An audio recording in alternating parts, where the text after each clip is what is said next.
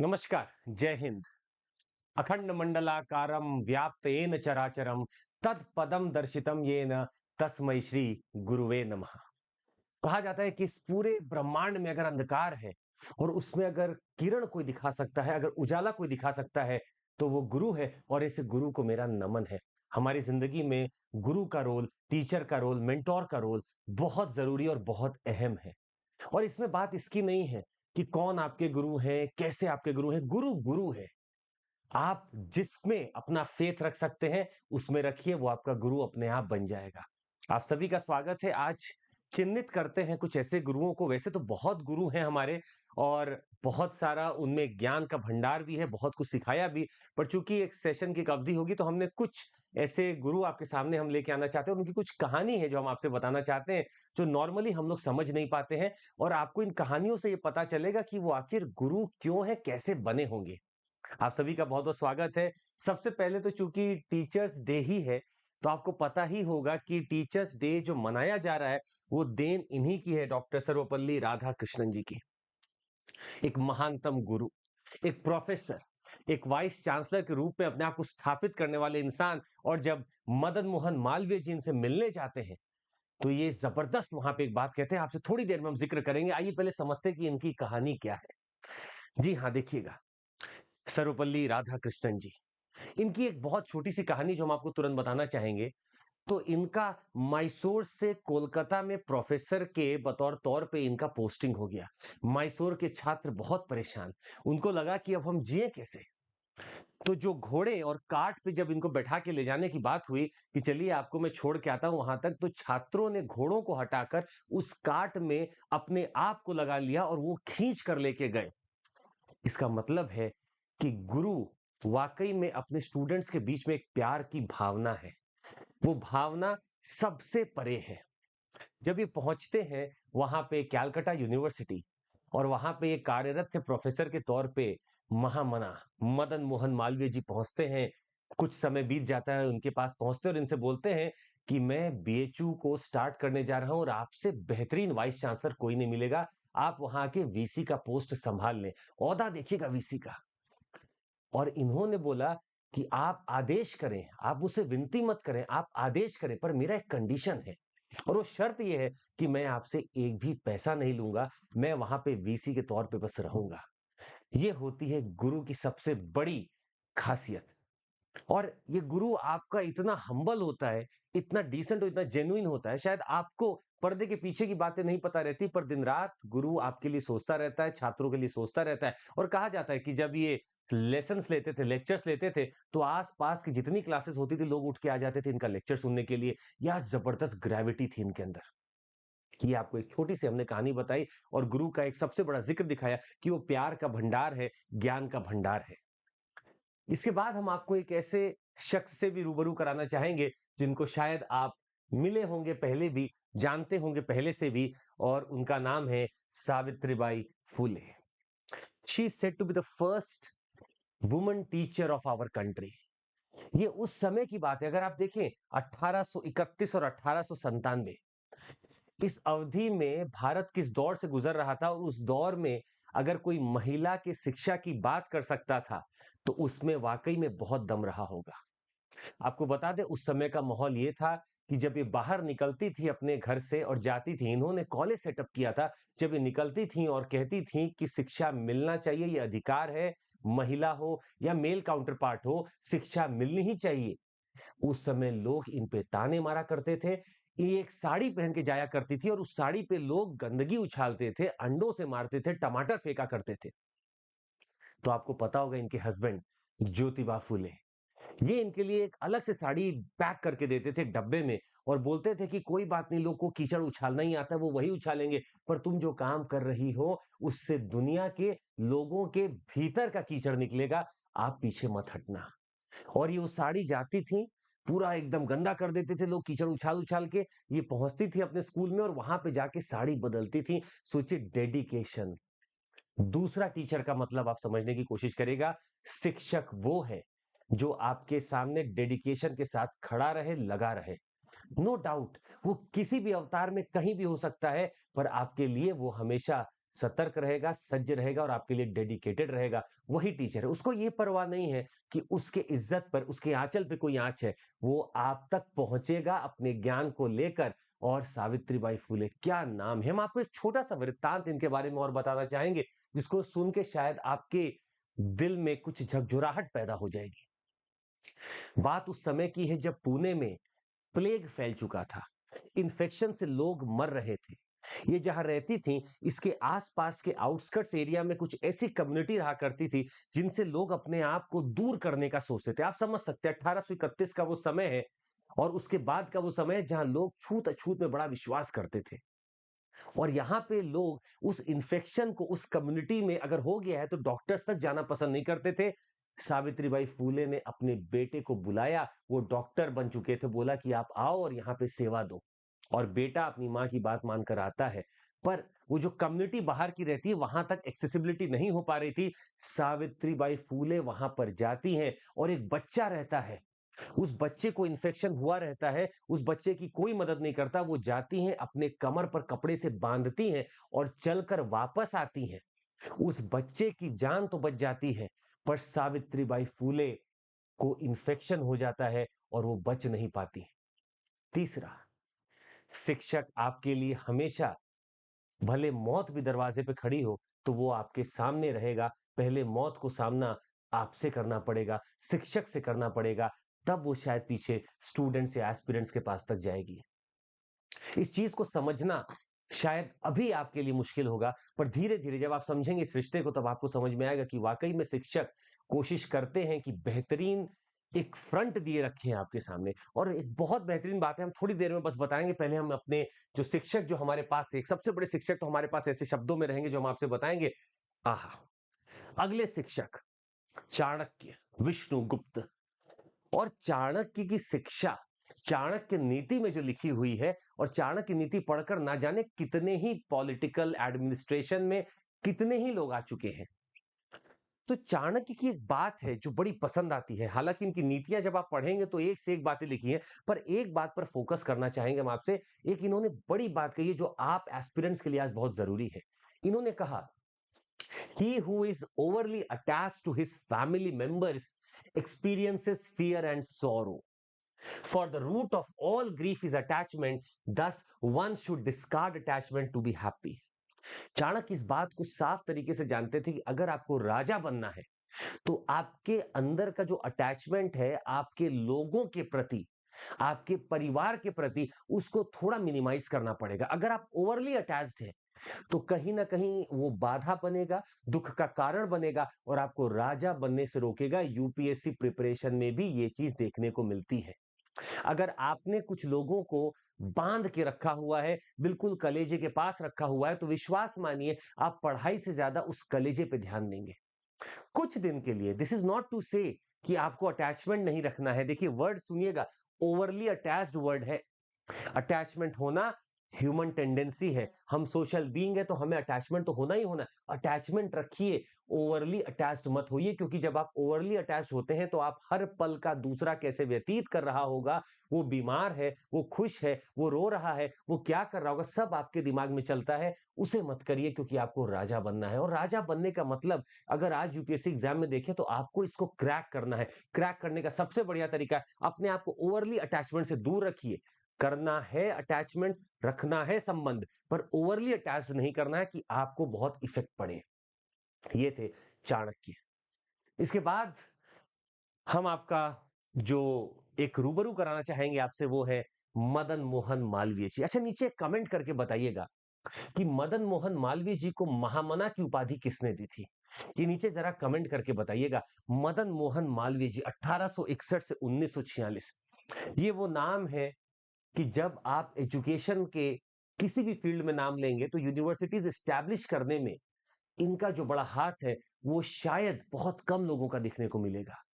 Banaras Hindu university, समझिएगा, BHU।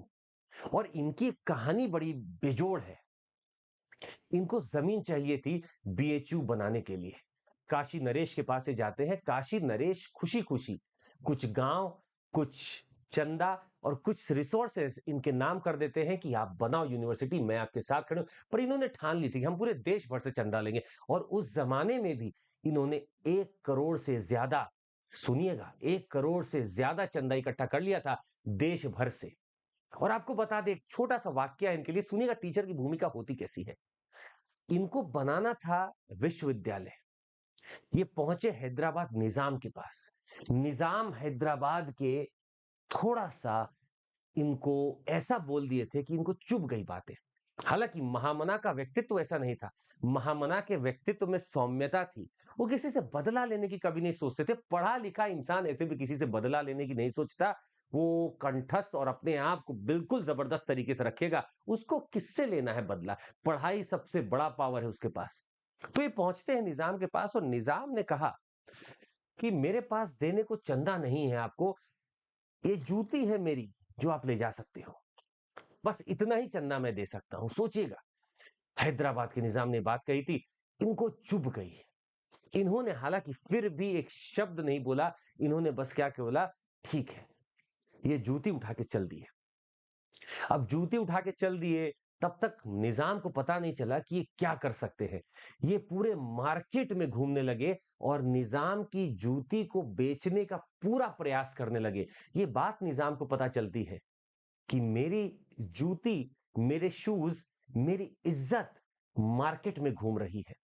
और निजाम को फिर जब इस बात का भनक हुआ कि ये पढ़ा लिखा इंसान, ये वो एपिटोम है एजुकेशन का, जो अगर कहीं हाथ भी लगाते तो सोना बन जाए, इसने जूती छू के इतना बड़ा एक मुझे डर दिखा दिया, इसको वापस बुलाया जाए। इन्होंने लोगों को भेजा कि बुला के लाओ मालवीय जी को। और मालवीय जी वापस आते हैं, बोलते हैं सर आप जूती रख दो, कितना चंदा दूं? 1 लाख से ऊपर का चंदा निजाम से बस ही लेकर आए थे, और ना जाने कितने लोगों ने ही इनको चंदा दिया होगा।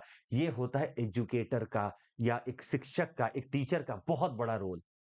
कई बार होता है, हमारे आसपास भी कई बार ऐसे लोग मिलते हैं, एस्पिरेंट्स मिलते हैं। अब ये कहानी आप तक पहुंचती नहीं है कि सर हम पढ़ नहीं सकते हैं, हमारे पास इतना पैसा नहीं है। विश्वास मानिए, ईमानदारी से बहुत एजुकेटर्स होते हैं जो शायद, हो सकता है, अपनी जेब को, अपने घर से कुछ भी करके कोशिश करते हैं, पर वो जरूर मदद करने की कोशिश करते हैं।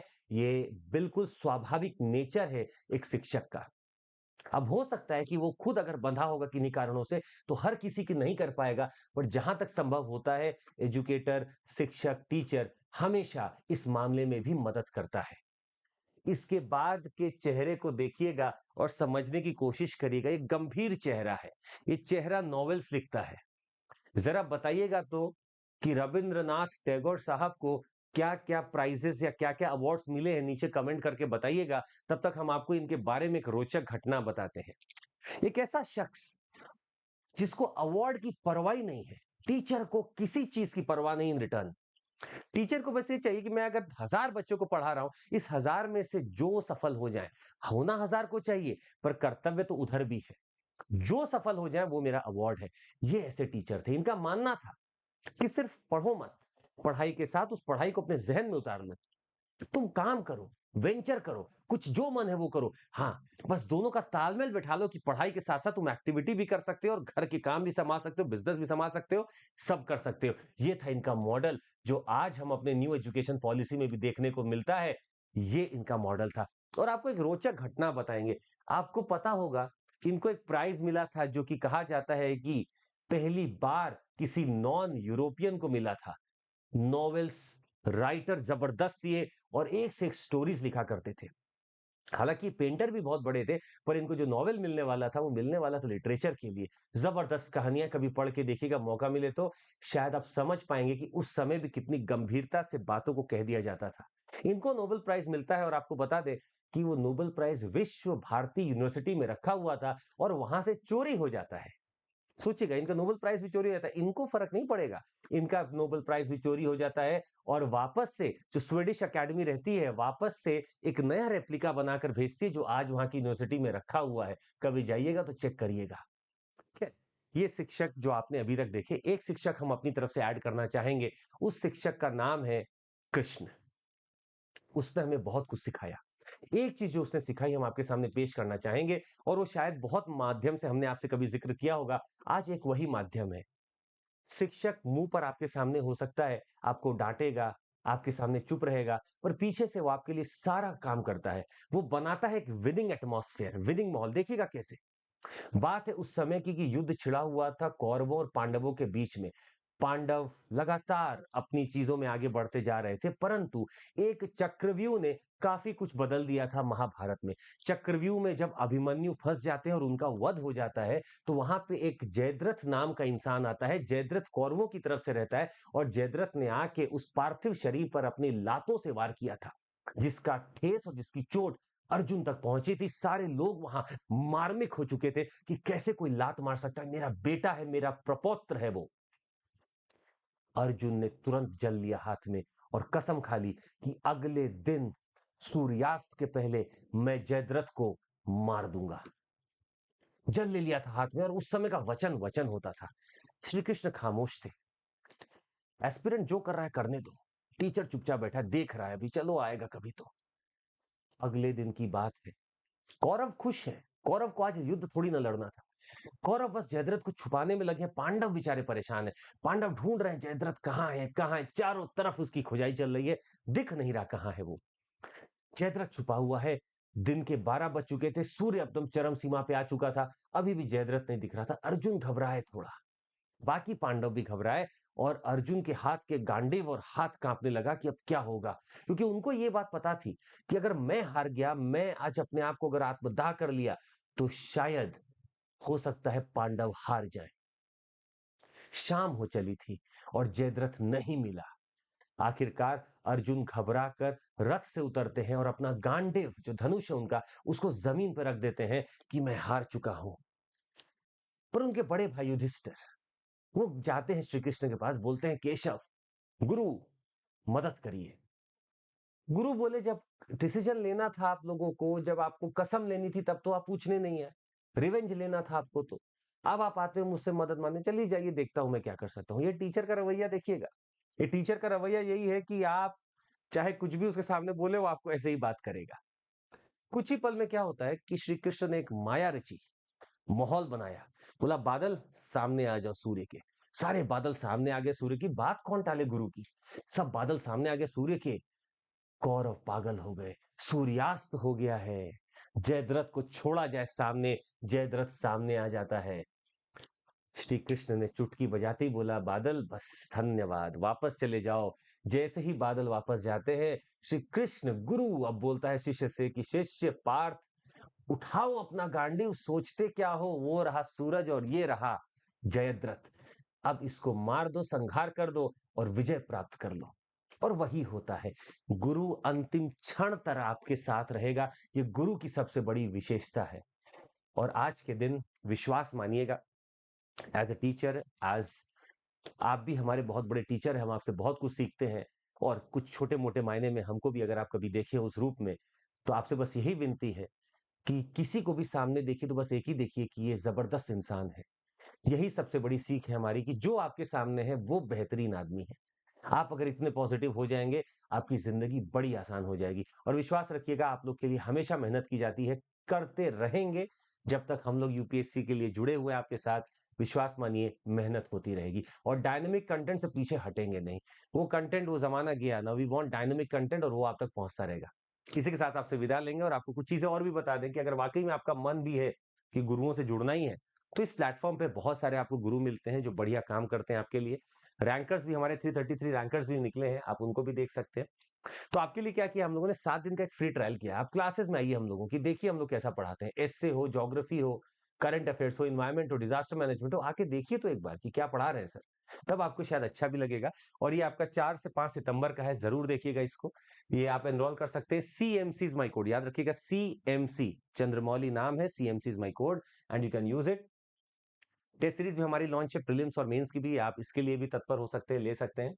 इसके अलावा आपको बता दें कि हमारे बैचेस 5 तारीख मतलब आज से ही चालू हो रहे हैं। और इसके साथ हमने EMI फैसिलिटी भी आपके लिए रखी ताकि पूरा पैसा एक बार में ना देना पड़े। और ऑफलाइन सेंटर्स हमारा ओल्ड राजेंद्र नगर, मुखर्जी नगर और पुणे में खुल चुका है, वहां पे भी मुलाकात हो सकती है। बहुत बहुत शुक्रिया आप सभी का। Thank you so much, take care, जय हिंद, बाय।